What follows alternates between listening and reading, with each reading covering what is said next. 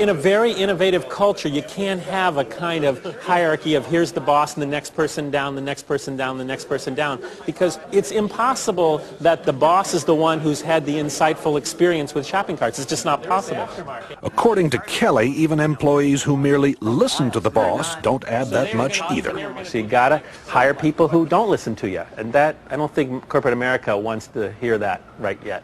I think we ought to start making those lists about the kinds of questions that we're going to ask. The team splits into groups to find out firsthand what the people who use, make, and repair shopping carts really think.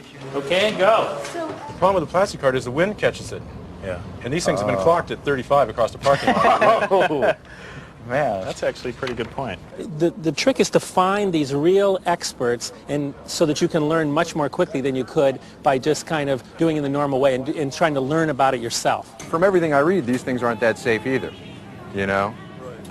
So probably the seat itself is going to have to be redesigned. What you're seeing here is the kind of social science, like anthropologists, you know, like you go and study tribes. What is it that they do that we can learn from that will help us design a better cart? One of the interesting things for me is looking at how people really don't like to let go of the cart, except for the professional shopper, whose strategy is to leave the cart at various places. In corporate America, many bosses measure whether their people are, the good people or the people who are performing are the ones that they see at their desk all the time. That couldn't be further from the truth. The people who are really getting the information are out here talking to the buzzes of the world, going to meet other experts, much more useful than sitting at your desk. 3:30 in the afternoon, and the group is back at IDEO. There is no let-up. Each team is going to demonstrate and communicate and share everything that they've learned today.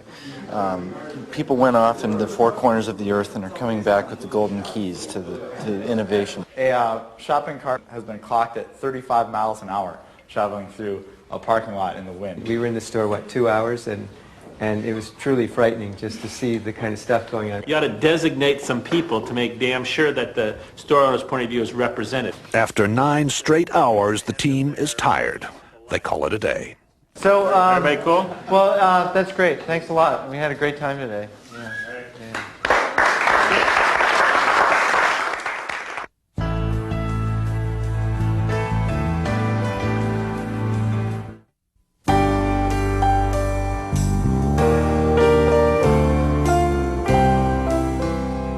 Get together and start here. Day 2 and the start of IDEO's unique brand of brainstorming. They call it a deep dive, a sort of total immersion in the problem at hand. IDEO's mantra for innovation is written everywhere. One conversation at a time. Stay focused. Encourage wild ideas. Defer judgment. Build on the ideas of others. That's the hardest thing for people to do, is to restrain themselves from criticizing an idea. So if anybody starts to nail an idea, they get the bell, you know. The deep dive begins, and for the next few hours, the ideas pour out and are posted on the walls. Oh, the blind, the privacy blind. Like when you're buying 6 cases of condoms, no one sees. Nesting is, it sort of has to nest. If it doesn't nest, we don't have a solution. How about Velcro pants and Velcro seats for the kids, and you just drop them down on there? And Like Velcro seats? Velcro pants for kids? Yeah, see, you have to have some wild ideas. Then you build on those wild ideas, and they end up being better ideas than if you said, if everybody only came up with sane things, kind of appropriate things, you'd never have any points to take off to build a really innovative idea. It's organized chaos. Organized chaos. It's not organized. What it is it's focused chaos. By 11 a.m., the group begins narrowing down the hundreds of ideas written or drawn on the walls. How? By voting for them. Vote with your Post-it, not with an idea that's cool, but with an idea that's cool and buildable. If it's too far out there and it can't be built in a day, then I don't think we should vote on it. Why not have you be the judge? You're the boss. Because I'm going to be wrong. It's the team that's able to really judge what the best idea is. Otherwise, ideas wouldn't come out? That's right. Enlightened trial and error succeeds over the planning of lone genius. Enlightened trial and error succeeds over the planning of the lone genius. If anything sums up IDEO's approach, that is it. That and the focused chaos that seems to go with it. I take a point of view, I call it the sport utility vehicle cart. It is noon.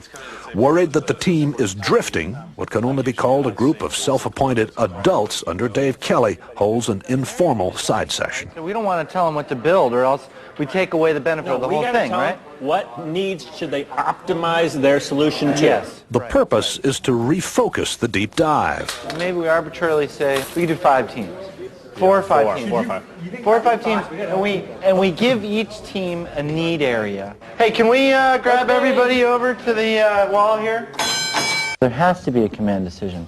It becomes very autocratic for a very short period of time in defining what things people are going to work on. Like it or not, the team is told it will split into groups to build mock-ups, covering 4 areas of concern that have been identified. Shopping, safety, checkout, and finding what you're looking for. I noticed that toward the end of the process, the adults took over. Yeah, that's because we have no choice but to stop that cycle. I mean, there's if you don't work under time constraints, you could never get anything done because it's a messy process and go on forever. While the team starts building prototypes, Dave Kelly takes me on a tour of the rest of IDEO. What's happening in here is that's a client meeting. That's a first client meeting. That's the first time we met with the client. So we haven't trained them yet. If we took them straight from there into a room where music was blaring and everybody was throwing Nerf darts at each other, that would be a little hard to take. You know, so